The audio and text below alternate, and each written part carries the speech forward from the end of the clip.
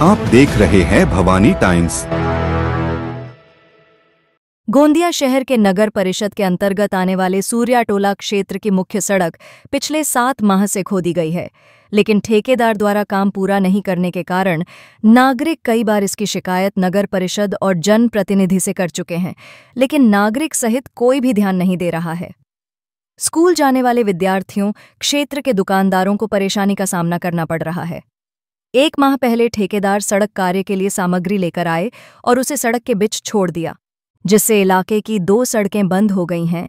लोगों को आने जाने में काफी दिक्कत हो रही है।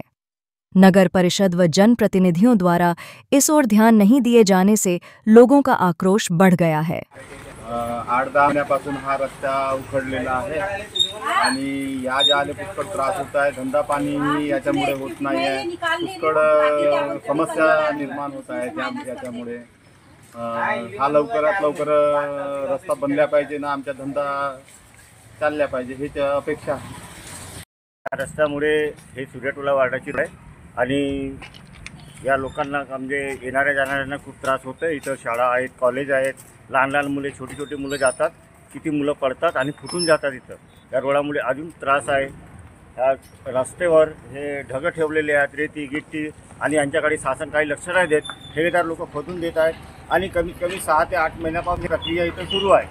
भर बरसातीमध्ये चिखलामध्ये मुलं पडाली, ते काही लोक फुटले आहेत आणि सरकार याच्याकडे काही लक्ष देत नाही।